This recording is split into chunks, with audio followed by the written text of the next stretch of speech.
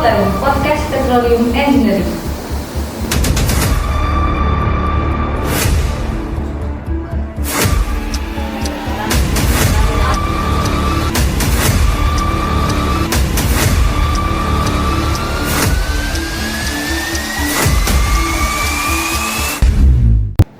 Halo Petroleum Velas, bersama aku Aura Akilah dari Prodi Teknik Perminyakan Angkatan 2023 akan menemani kalian dalam acara podcast hari ini. And welcome back to Potleum, Podcast Petroleum Engineering. Buat kalian yang belum tahu apa itu Potleum, bisa nih dikepoin di sesi Potleum sebelumnya yang udah dipandu oleh Kak Syafira. Nah, di Potleum sebelumnya kita kan udah membahas tentang kerja praktik.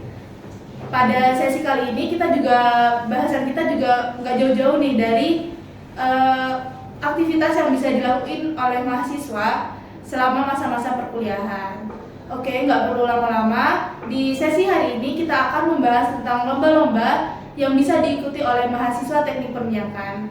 Kita sudah mengundang narasumber kita pada hari ini, yaitu Mbak Putri Ayu Fauzianada. Halo Mbak. Halo.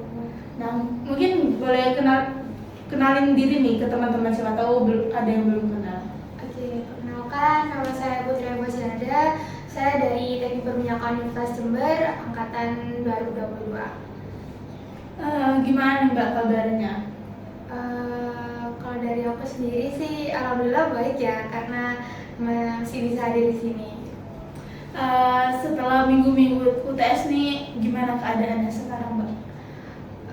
Minggu-minggu TS ya, alhamdulillah cukup melelahkan. Tapi optimis nggak kalau UTS yang kemarin ini berjalan lancar?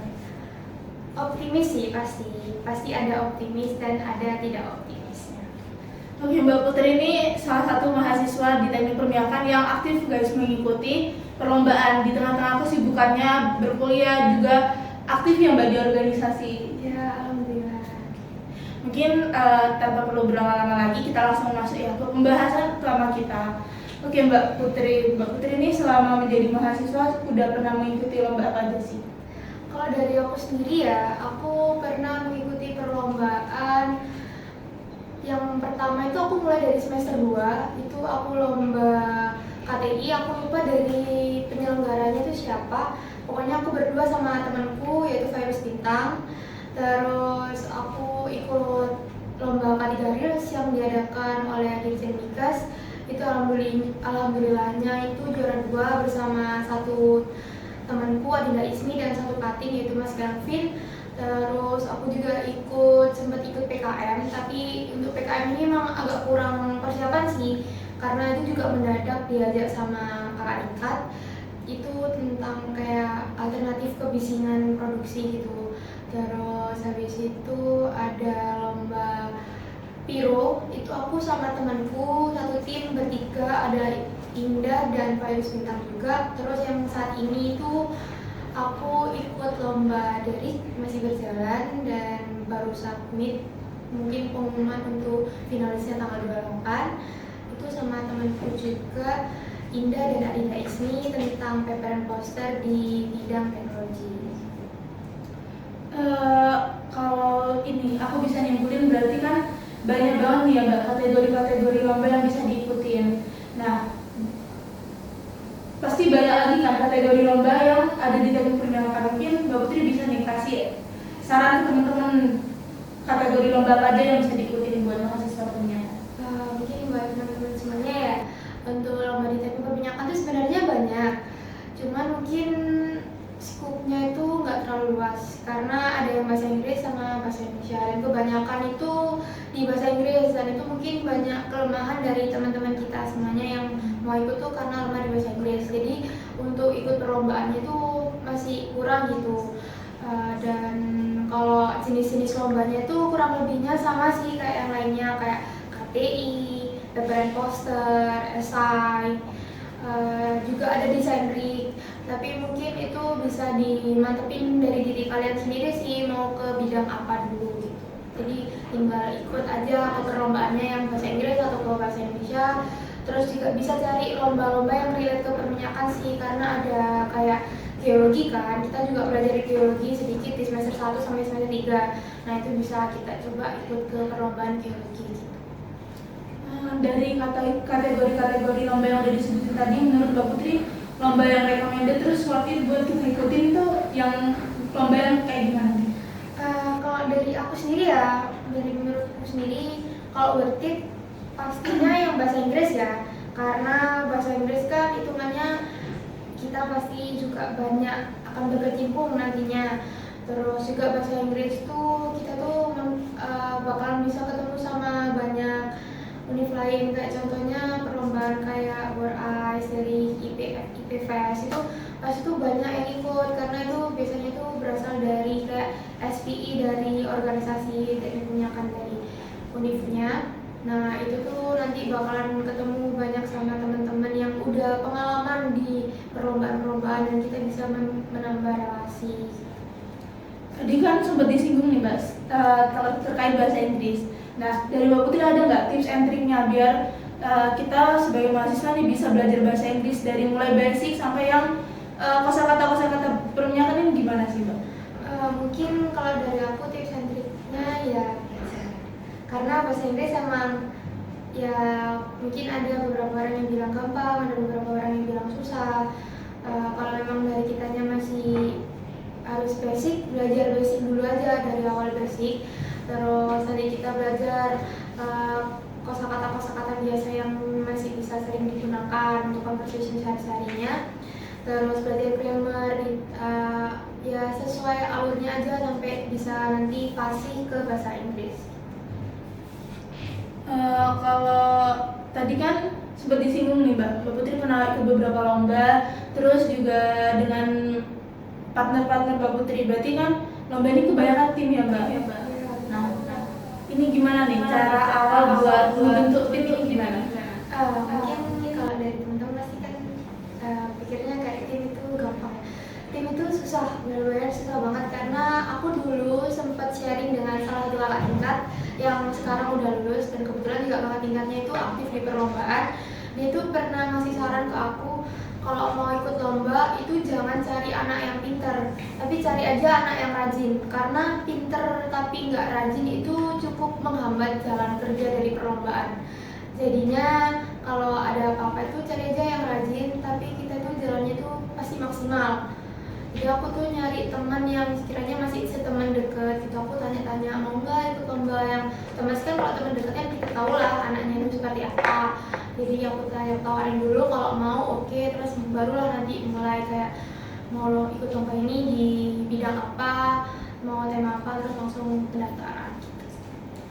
Kalau ikut lomba gini perlu nggak Mbak konsultasi ke dosen gitu? Pastinya sih ada perlu ada enggaknya ya.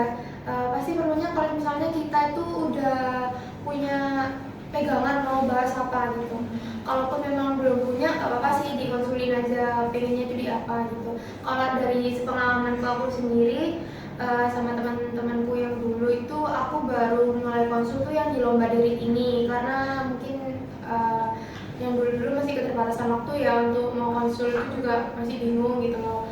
Jadinya baru di lomba dari ini tuh konsul ke salah satu dosen. Sebenarnya kalau mau konsul bisa-bisa aja ke semua dosen tanpa harus kayak dituju ke siapa gitu. Kalau prosedur untuk ikut lomba sendiri nih gimana Mbak, dari awal sampai akhir, terus juga terkait administrasinya itu gimana?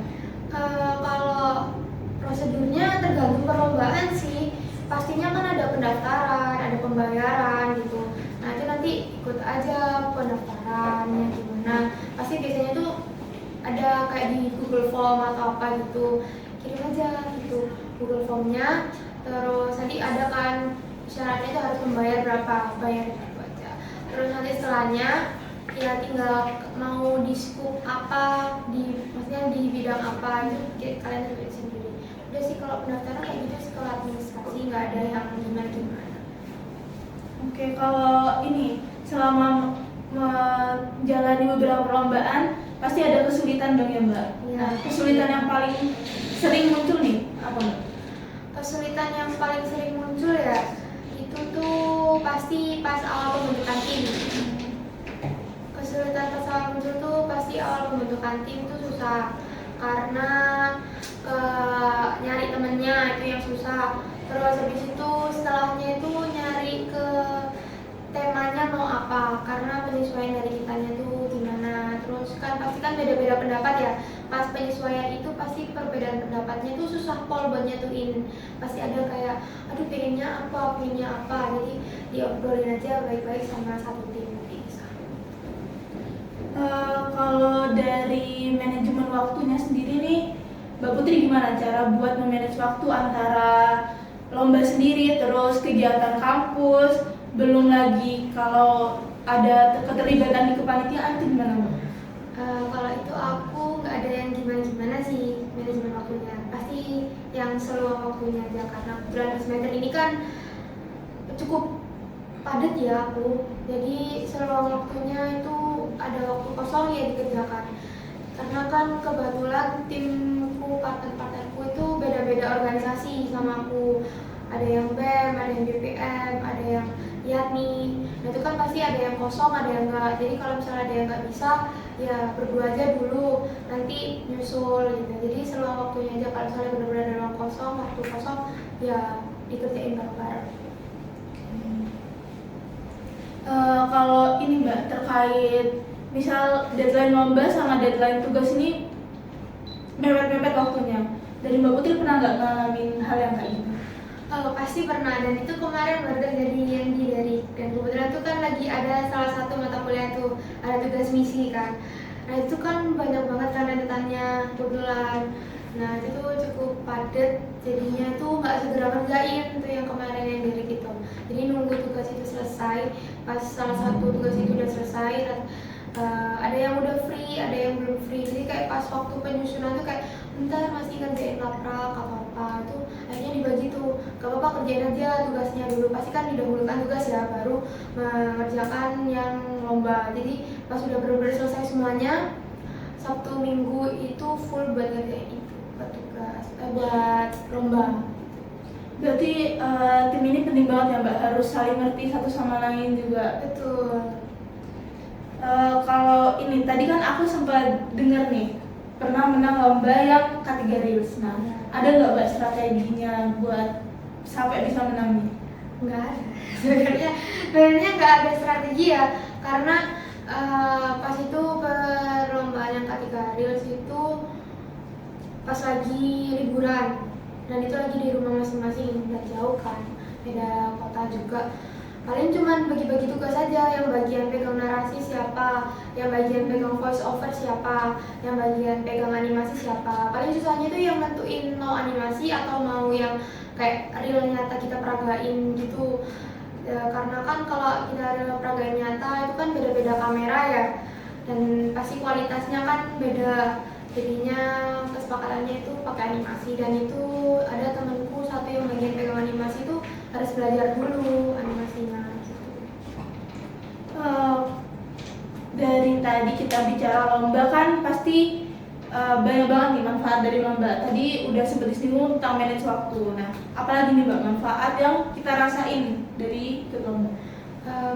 Kalau dari aku sendiri ya, yang aku dapat pastinya dari materi yang kita dapat.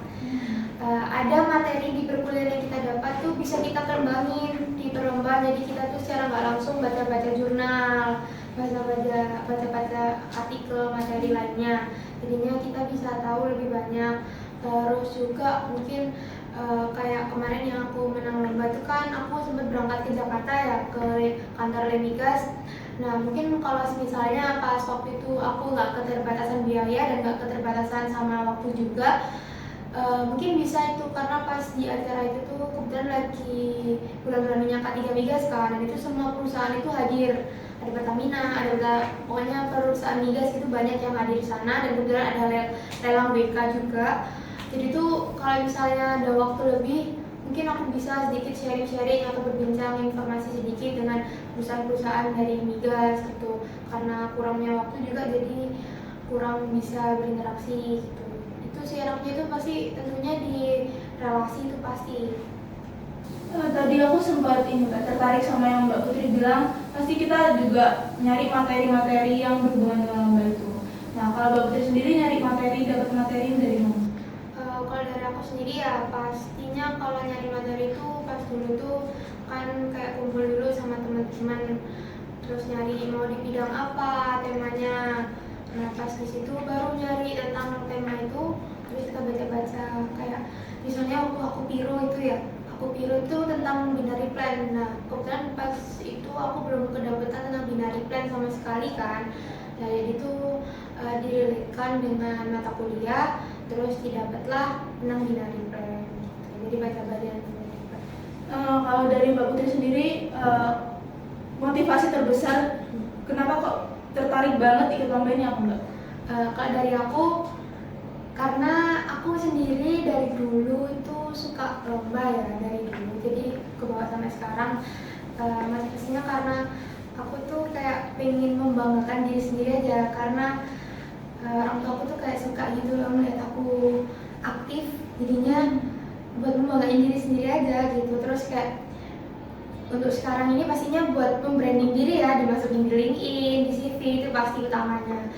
Itu sih motivasi supaya kita bisa dikenal banyak orang, terus bisa self develop gitu, jadi bisa bagus lah buat pengembangan diri sendiri. Pernah nggak sih Mbak ngerasa kayak udah ikut lomba terus kalah terus ngerasa capek gitu? Pernah nggak? Oh, pernah, aku bahkan sampai kayak merasa nggak bejo kayak telepon ke orang tua, kenapa sih aku udah daftar ini nggak pernah bejo, nggak pernah ada yang menang gitu loh. Padahal tuh aku tuh udah maksimal kayak sama orang tua pasti cuma jawabannya ya punya jalannya sendiri, tapi kan semuanya kan dicoba ya, nggak apa-apa. Mungkin ini pertanyaan terakhir ya Mbak.